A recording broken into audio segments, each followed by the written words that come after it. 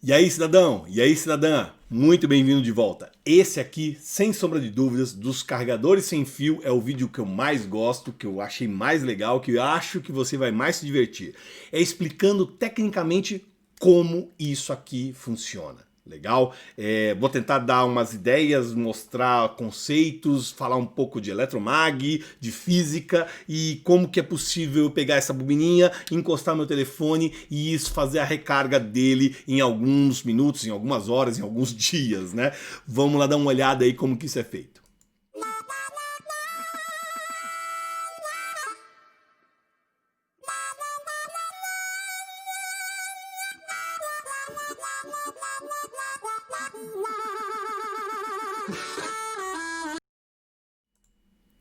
E aí, cidadão? E aí, cidadã? Seja muito bem-vindo de volta. Adoro a companhia de vocês aí no canal. Espero que vocês estejam se divertindo tanto quanto eu, tá? Bom, esse vídeo aqui, como eu comentei logo na abertura, é um vídeo bem técnico. Eu vou tentar mostrar como isso aqui funciona, como a técnica de transmissão de energia de uma bobina para outra bobina pode fazer e pode ser utilizada para um mecanismo de recarga de baterias, né? Então a ideia aqui é mostrar como isso funciona. Então vamos lá que tem bastante coisa técnica aqui interessante para falar. O conceito é simples, ok? Eu tenho aqui uma fonte de energia, pode ser, por exemplo, a minha tomada elétrica que está conectada na rede elétrica, e eu monto um circuito que vai transmitir essa energia para uma outra parte. Essa outra parte recebe essa energia, condiciona ela e aciona a minha carga. No caso aqui do meu telefone celular, do carro, do busão que eu mostrei lá nos primeiros vídeos, essa carga é uma bateria. Eu poderia utilizar isso para ligar uma lâmpada, para ligar um ventilador, tal. Não é muito comum, não tem muitos produtos desse no mercado, mas sim, conceitualmente a técnica é esse, você pode fazer uma lâmpada acender, um ventilador funcionar, utilizando essa transferência de energia de um ponto A para um ponto B, desde que você tenha esse transmissor e esse receptor acoplados. Como fazer isso? Que técnica que a gente tem para fazer isso? Bom, deixa eu dar um cenário do passado, do presente e do futuro dos carregadores sem fio para os meios eletrônicos de consumo, o que tem acontecido principalmente nessas divisões aqui de wearables, telefones, tablets, notebooks, etc, etc, etc. Então, presta atenção nisso aqui. Há coisa de uns 10 anos começou a se popularizar ter recarga sem fio e começou a se estudar as técnicas para fazer isso. Eu vou explicar alguma dessas daqui a 2, 3 slides, tá? Então eu poderia fazer isso por carregamento por indução, né? Ou por carregamento capacitivo. O carregamento capacitivo, eu vou mostrar daqui a pouco, ele não foi para frente por conta de um monte de limitações técnicas que existem nesse sistema. Já já eu mostro um slide que explica um pouquinho mais. Na questão do carregamento por indução, a gente tinha dois tipos de técnicas que podem ser utilizadas para fazer esse carregamento por indução. Ela pode ser indutiva pura, né, ou por ressonância. Ok? Então isso tem vindo por indução até hoje e alguns carregadores atuais no ano de 2020 têm feito a técnica por ressonância, né? Para um futuro próximo, isso tende a utilizar laser ou algumas outras combinações meio malucas aí que o pessoal tem estudado. Desde que se consiga chegar na física da transmissão de energia, é totalmente viável que algum vendedor de telefone sem fio, telefone celular, né, coloque esse carregamento sem fio aqui interno, tá? Então esse é o cenário que se tem aí de passado, presente e futuro. As 3 técnicas, né, por carregamento sem fio que existem, que são estudadas e que foram para frente ou não, são as seguintes. Nós temos isso por indução eletromagnética, aonde eu tenho uma bobina gerando um campo, uma bobina recebendo esse campo, e eu faço um acoplamento aqui para que a energia de uma bobina passe para outra bobina, né? Outra técnica é por ressonância magnética. Como que é isso? Eu tenho um circuito RC, né, de capacitores e indutores que entram em ressonância numa frequência e essa ressonância transmite energia de um ponto para outro. Uma diferença crucial é que na ressonância eletromagnética, por indução, eu preciso ter um acoplamento muito casadinho entre a posição mecânica das duas bobinas para eu ter eficiência de transmissão de um ponto para o outro. Na ressonância magnética, eu consigo ter uma distância ou um desacoplamento mecânico e ainda assim transferir energia de um ponto para outro. Numa última instância, eu tenho aqui a transmissão capacitiva, aonde eu dou um jeito de carregar uma placa e transmitir a energia dessa placa para um outro lado através de eletrodos. O que acontece aqui com a técnica capacitiva e com a técnica de ressonância? Primeiro problema da de ressonância.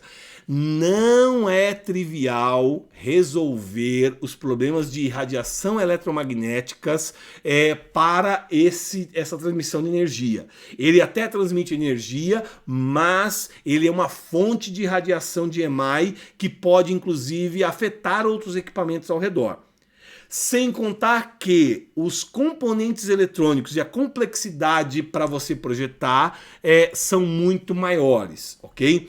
Na questão do capacitivo, só se demonstrou prático transmitir quantidades razoáveis de energia em aplicações muito específicas. Ele tem muitos problemas para serem resolvidos ainda, então você não vai encontrar aí no mercado elementos para fazer uma transição capacitiva de energia muito fácil, de modo fácil. Quem se tornou padrão de mercado foi a indução eletromagnética, porque se trata de transmissão entre bobinas, né? E a coisa ficou aí muito mais fácil. Então, só lembrando aqui, fazendo um resuminho, né?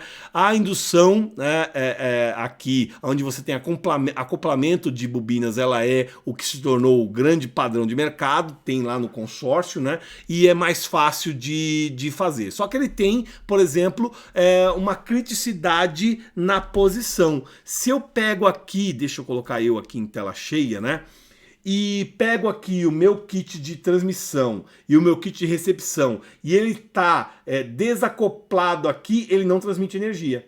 Eu preciso ter esse cara bem alinhado para que ele identifique que uma bobina encaixou na outra e faça a transmissão dessa energia. Então tenho esse problema mecânico. No caso da ressonância, esse problema mecânico é menor, só que a quantidade de energia transmitida é menor. Eu preciso de campos muito grandes para conseguir transmitir isso. Então aí eu tenho uma interferência eletromagnética irradiada próximo do meu transmissor por ressonância, então eu tenho um campo grande aqui sendo colocado, né? No meu indutivo, eu tenho um campo pequeno sendo gerado, bem concentrado aqui. Eu tenho umas imagens aí nos próximos slides para falar sobre isso para vocês, né? Então, enquanto, só resumindo, né, no indutivo eu preciso encostar a bobina com bobina para ter esse acoplamento, no ressonante eu acabo podendo ter uma distância ou um desacoplamento, mas isso me dá campos grandes e gera muita interferência, né?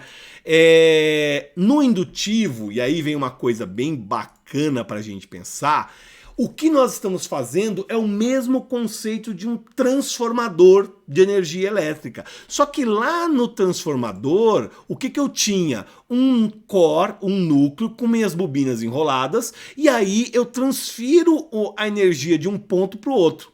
Quando eu estou falando de wireless charge, o meu conceito de transformador é como se eu pudesse serrar aquele transformador, separar primário de... Desculpa, gente.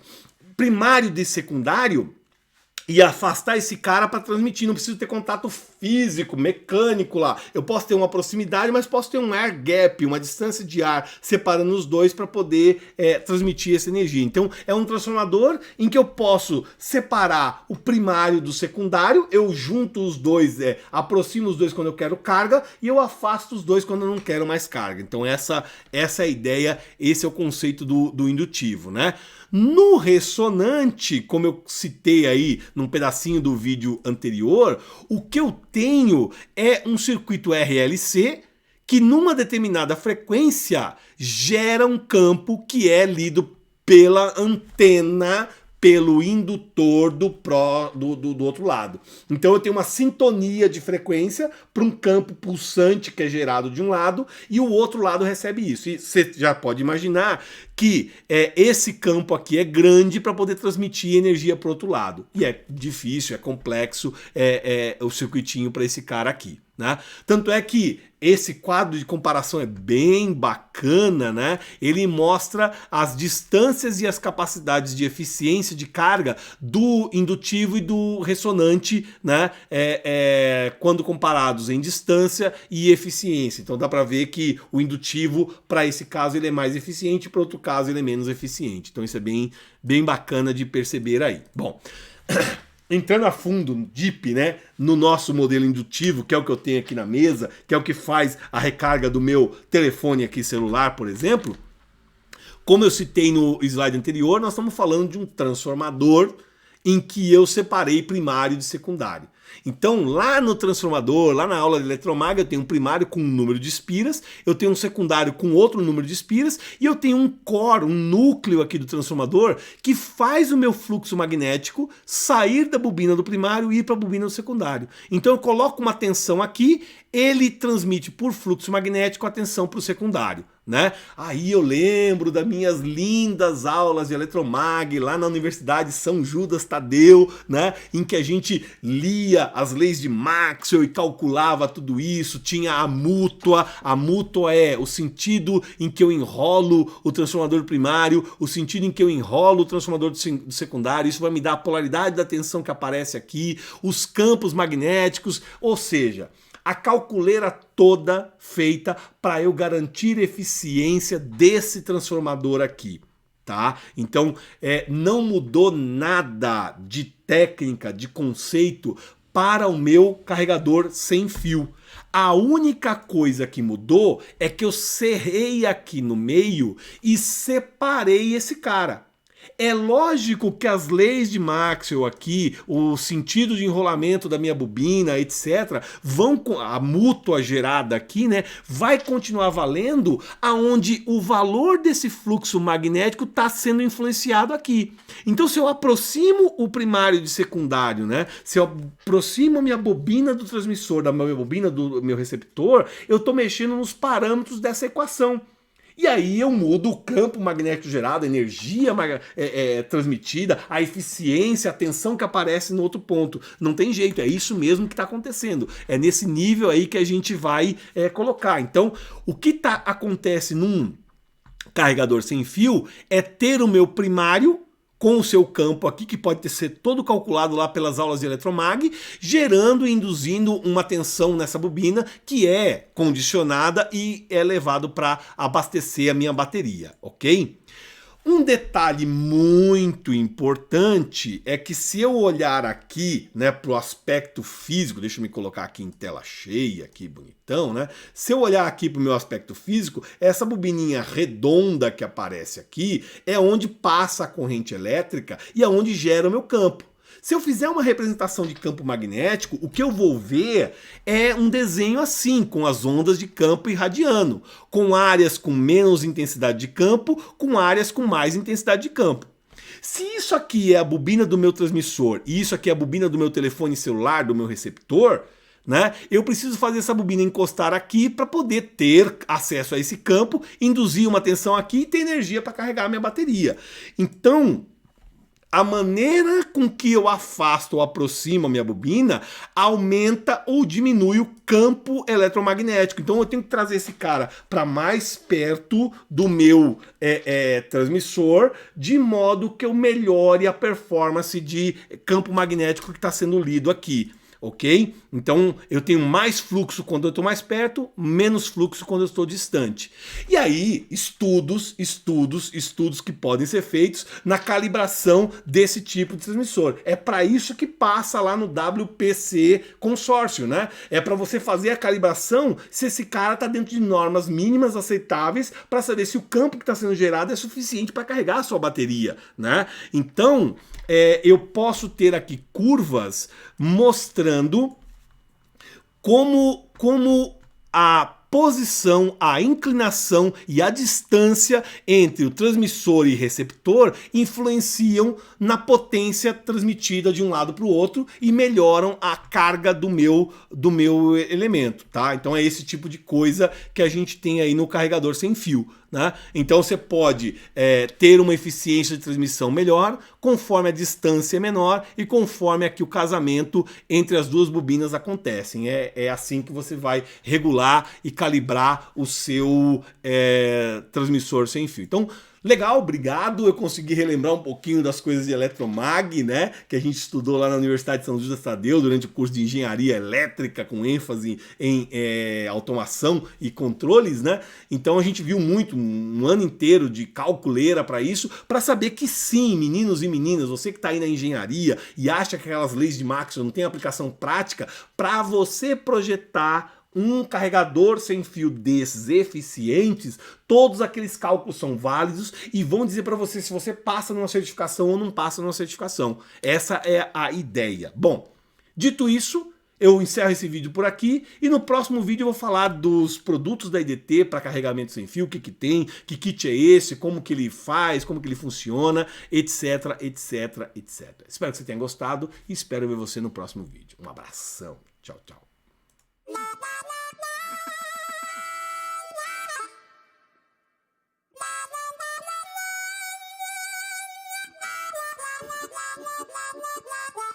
La